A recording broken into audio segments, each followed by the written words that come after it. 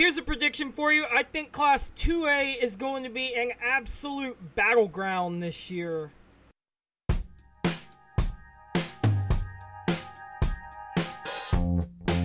The Hunter.sheppard podcast. Bringing you the lowdown on everything OK Preps since 2017. And now here's the man of the hour.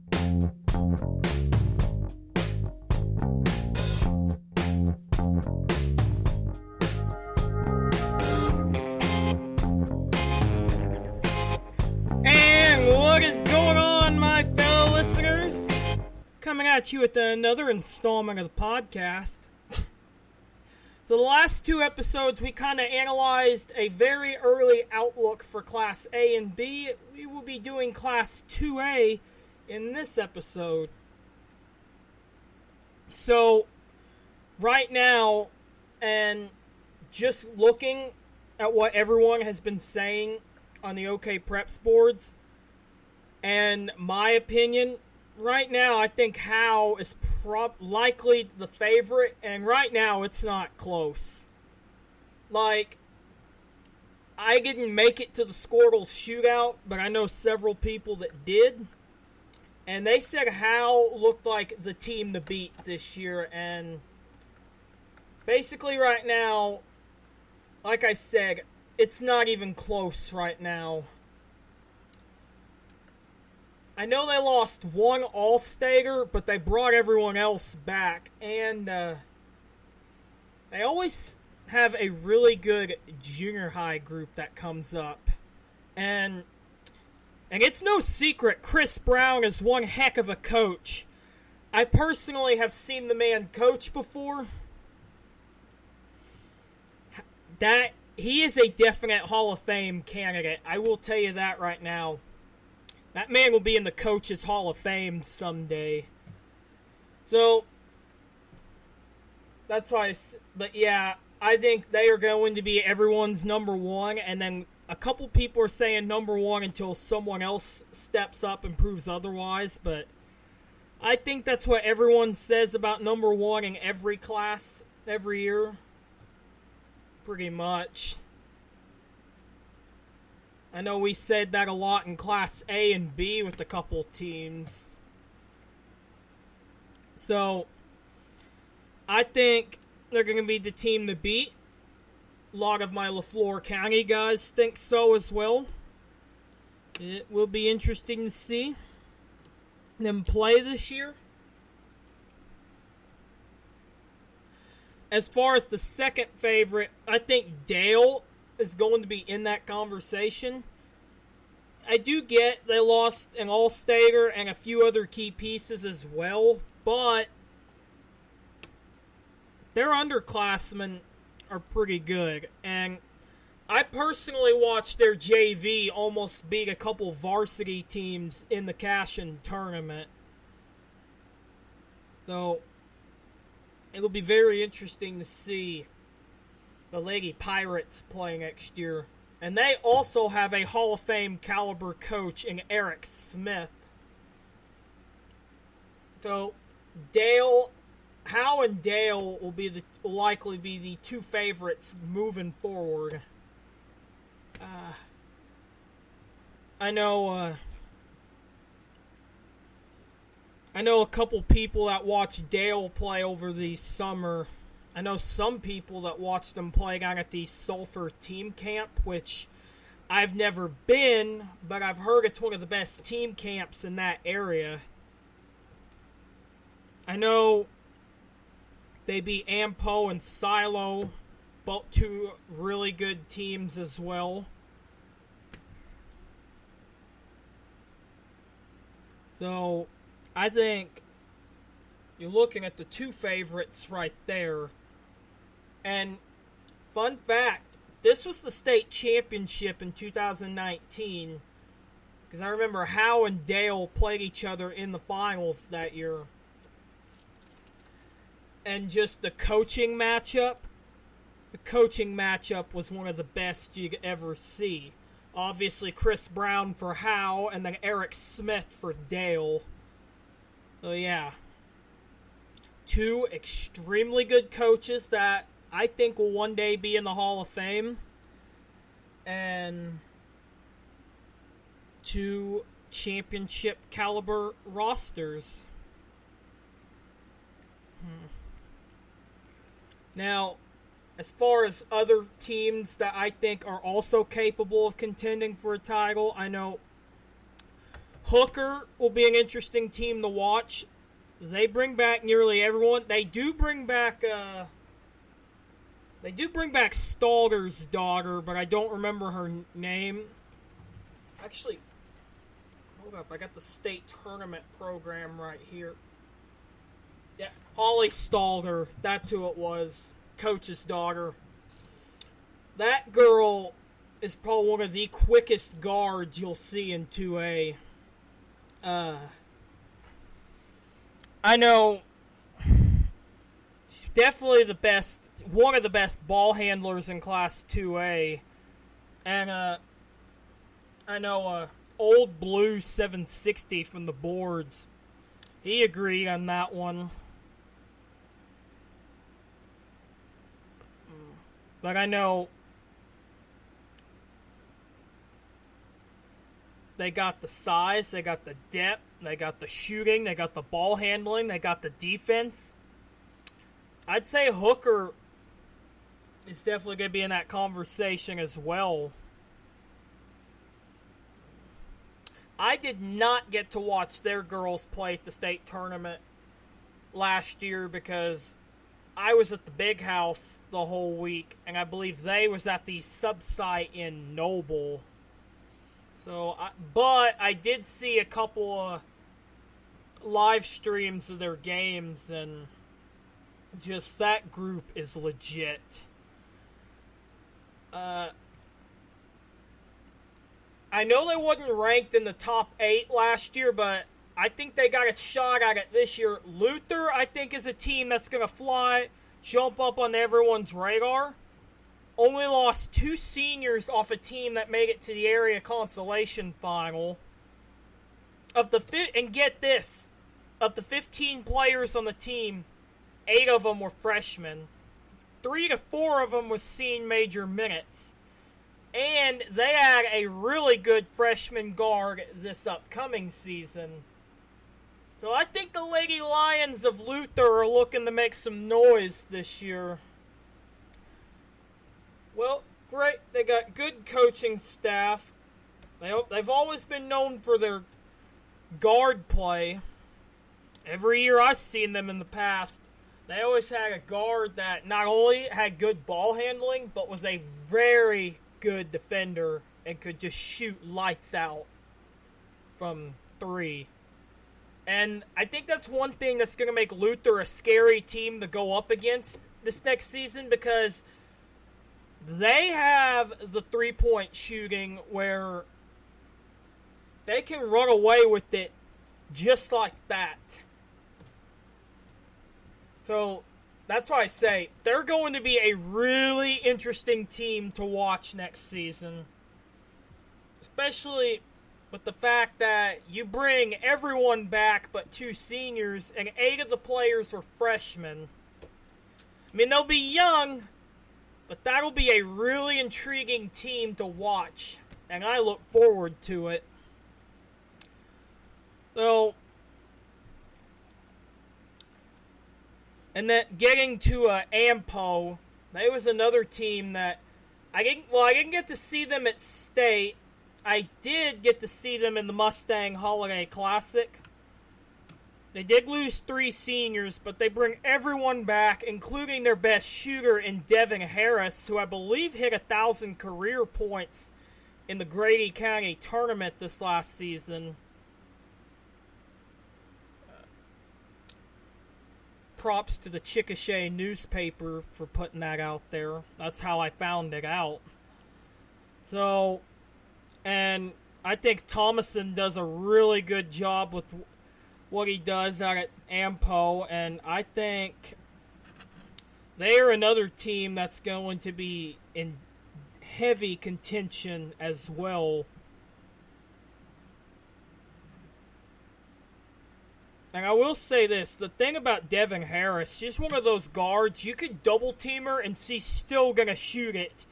And about 90% of the time, that ball is going in. I seen this firsthand in the Mustang Holiday Classic. And a little known fact, while I didn't see the game, I know people that did. They hung with Edmond North in that tournament. And Edmond North was probably one of the best teams in 6A last season, along with like Norman and Mustang. Teams like that. And I know they had a really good win over Hydro Weekly in that tournament. I was there for that one. I know Ampo didn't trail once, if I remember right. But they will be another interesting one to see. Now, Latta, let me tell you one thing about Latta. If there's one thing they will be known for, it is their front court and their post defense, because that is one of the best front courts I've ever seen. Got not one, but two practically 6'3" posts out there in Trinity Kotani and Taryn Batterton. I know I've seen Latta play on a couple different occasions last year. First against Vanos in their own tournament, and then again at State. And then I went back and watched a stream from the area tournament when they played Silo. Well, oh yeah, and I also watched when they played Cashin, because I know Cashin Wildcats TV was streaming that. So, that's why I say, that's why I say Latta will be another scary team to play against in the playoffs, just because you look at the size and length and depth they have. Not to mention, we know Bruce Plunk has been there, done that several times. When you got that much size and depth, you know you're going to be in the title talk. And I tell you right now, I lost track of how many blocks the duo of Kotani and Batterton had last season. I'm sure one of my Latta listeners could tell me the stat line on that. I'll say this. Over-under on blocks this year, I'm going to put the over-under around 30. Because those two, I tell you right now, they remind me a lot of Hagley Perriman and Landry Allen from Tuggle.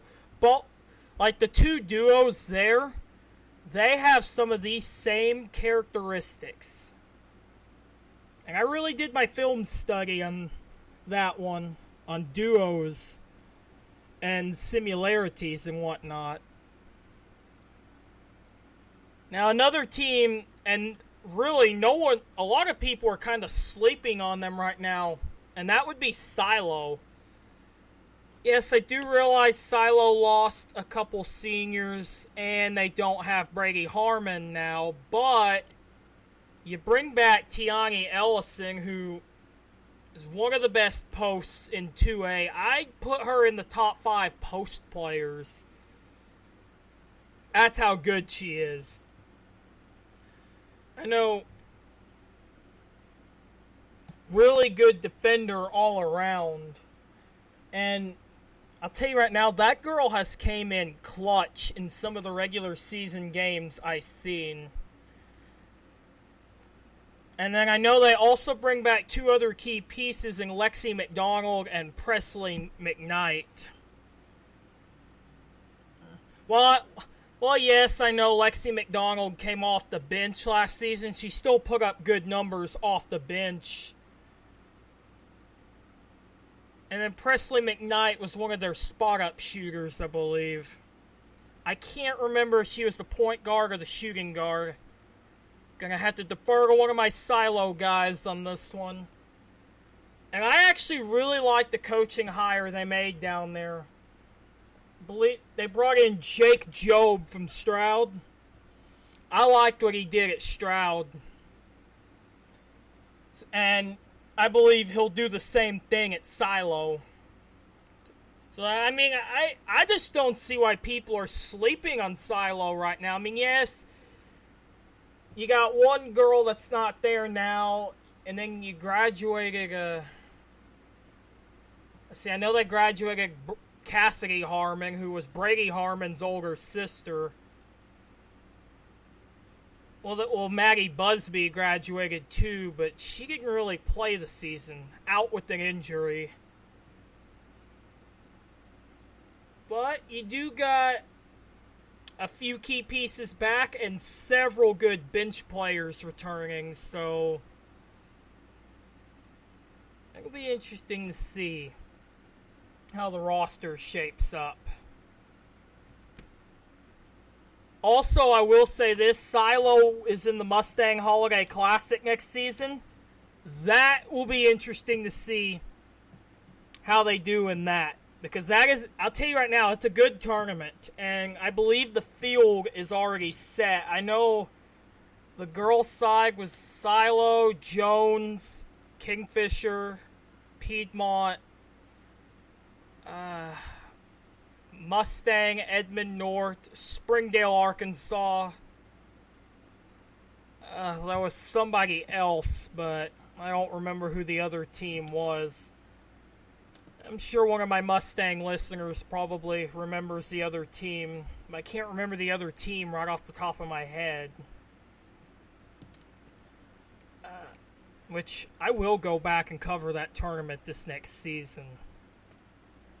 To all my listeners that has never been to the Mustang Holiday Classic, I recommend going, because that'll be one of the best holiday tournaments you'll ever see.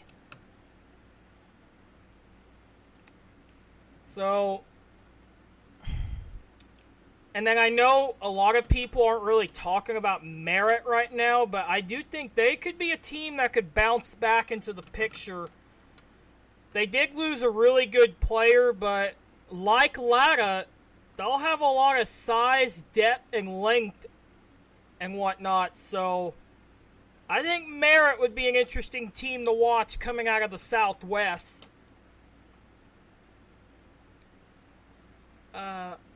Now a few dark horse teams and sleepers really no one is talking about right now.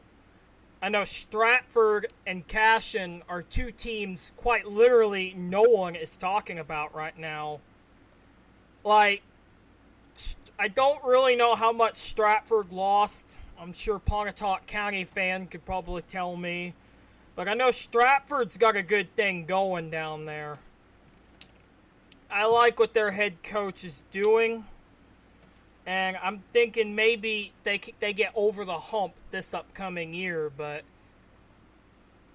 don't really know what they're bringing back because they're one of the few teams I don't really know a whole lot on. Cashion probably going to be the team that nobody's talking about that I think will be a tough out in the playoffs this next season. They only lost 2 seniors. I know Neely Beddick was one of them, and I don't remember who the other girl was, but the other girl was out the whole season.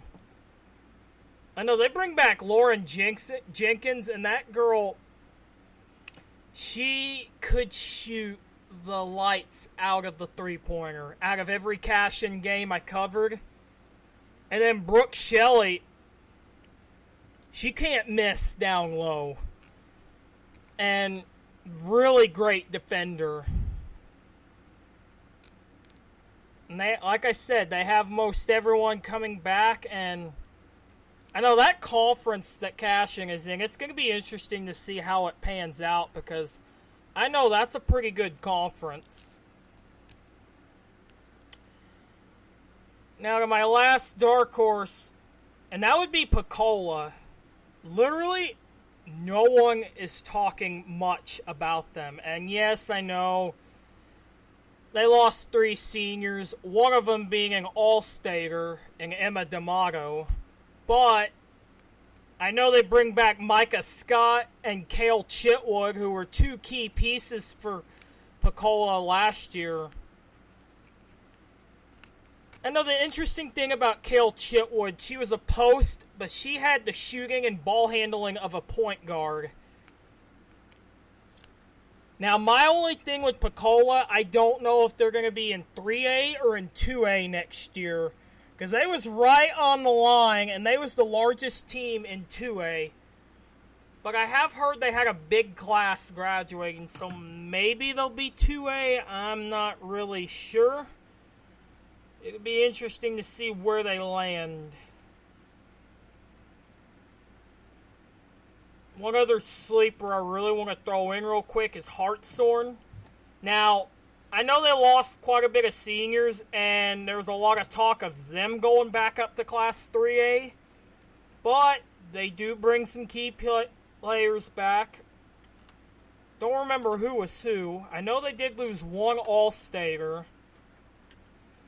But I think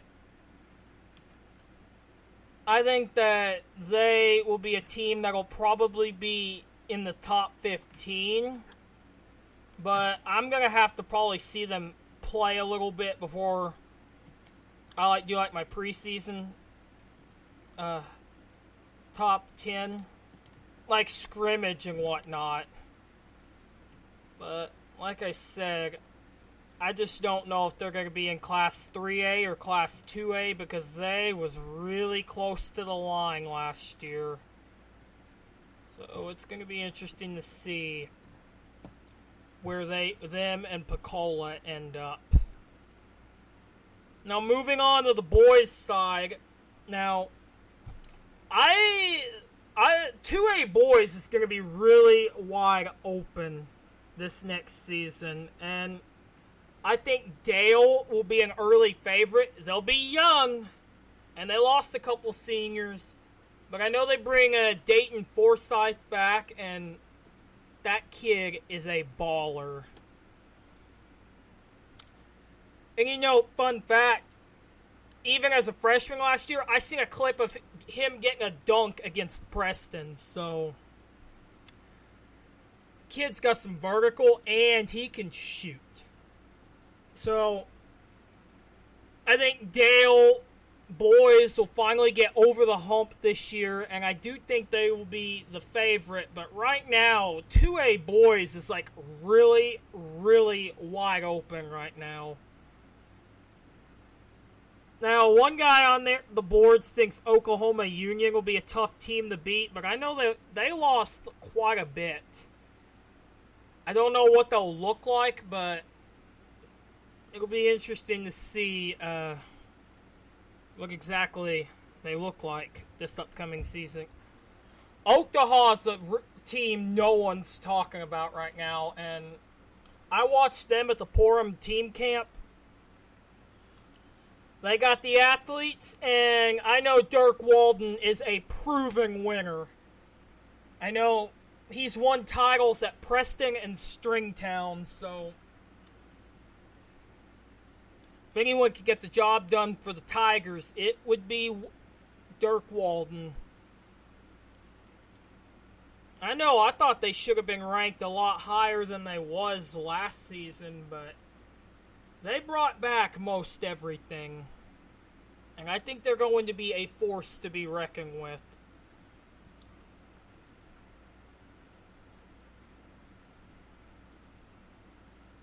Now, I think Hooker will be another team in the title talks, but I will say this. I think, will this be the year they get over the hump of getting past the first round? Because I think the last couple times they've made it to state, they didn't make it past the first round. Well, wait a minute. I could have swore there was a year they made it to the semifinals a couple seasons ago, but I don't remember which year it was.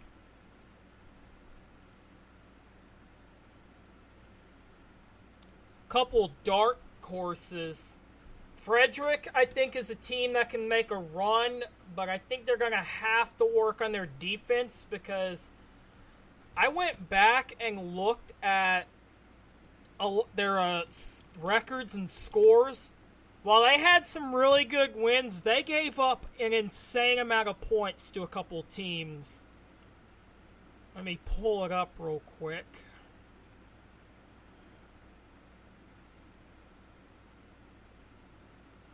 Oh, here we go. So, but yeah, I know they gave up an insane amount of points. In fact, in their district alone, I believe their score in their loss to Hobart was like 98-88. And then against Walters, it was like 93-87. And then like 103-82 to Minko. And while Frederick's got a high-flying offense, I think racks up a lot of points.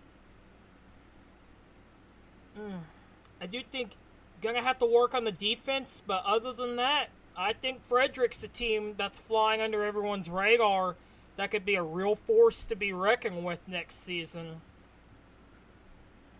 Now, I will say this, and George Wixon on the boards brought this up. He says Mounds has some starters returning, and they got a couple really good players coming up, but he did not know how they would do over the summer.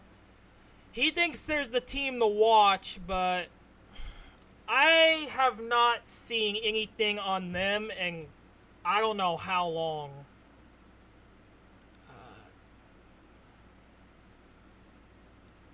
I mean,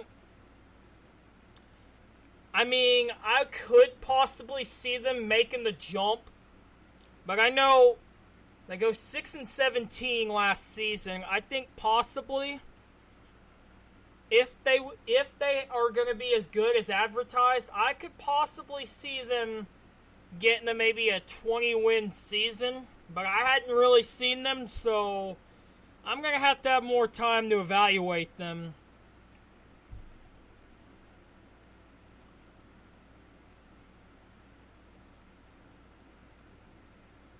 Now, as far as a couple other teams, I know How Boys might be an interesting one to see. I know they lost a lot, but I have heard they've got some young ones coming up that can play. I haven't heard much on them, but I think, like I said, I think How Boys will be an interesting team to see, because I know not really anyone's talking about them right now, but with that coaching staff and Greg Nichols, I think they could possibly surprise some people. Morrison's another team I kind of expect to be back in the fold. They lost 3 seniors, but they bring Jalen Powell back, and from what I seen on him at State last year, that dude was a good rebounder, great defender, and he could score from every angle. So Morrison, I believe, is a team I hadn't heard much on, but as tough a schedule as they play, they'll be plenty battle-tested. Now, one other sleeper team that, well, literally no one, not even my LaFleur County guys, has talked about, and that would be Panama. I know people are going to say they've underachieved the last few years, but I think they could get over the hump and surprise some people this year. They brought back most everyone. I know they brought back 3 of their leading scorers in Dylan Williams, Bladen Morris, and Bryce Tackett. Which, if you guys want to go see the highlights, check out my highlights playlist. I did a highlight reel of when Panama and Purim met up at the Purim tournament. I did play-by-play for that game. But I know those 3 alone, once they get going from 3 or in the mid-range, they're hard to stop. And then Kix Nixon, he's their post player, but he can do a little bit of everything. Reminds me a little bit of Jalen Powell from Morrison.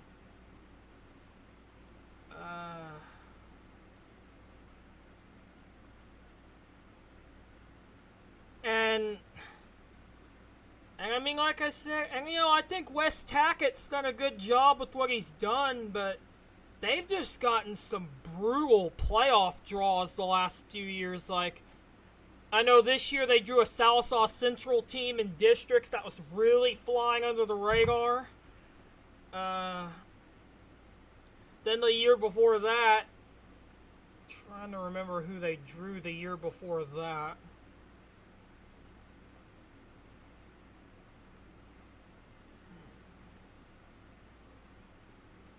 Oh yeah, year before that they drew Haskell for districts. And then the year before that they drew Howe for districts. So, and then when Quentin, the last year Quentin was 2A, one of the last years they drew them when Quentin Boys was loaded. So yeah, Panama Boys have gotten some tough draws, but I'm thinking maybe this is the year they do get over the hump, but man, they've gotten some brutal draws for districts. One last team I'd like to mention real quick, Sallisaw Central. I watched them at the Porham team camp as well. I think they're a team no one's talking about at the moment either, because I'll tell you right now, Brooks Cawhorn can coach. Let's get that straight. He can coach for sure. He brought back most of his roster. I know they had a couple guards that could shoot the three, and they had one really good defensive hybrid type forward player. I know Central, Sallisaw Central's conference will be really interesting to see, because I know they play in that Big 8 conference with like Oklahoma, Westville, Keys, Vian, teams like that, but it'll be interesting to see how it all looks. And that's good about wrapping up for this episode. If you enjoyed the episode, do not forget to like and subscribe. Let me know how I did, what your thoughts are. Reminder, if you have any suggestions, definitely tweet me your suggestions. And I will catch you guys in the next one.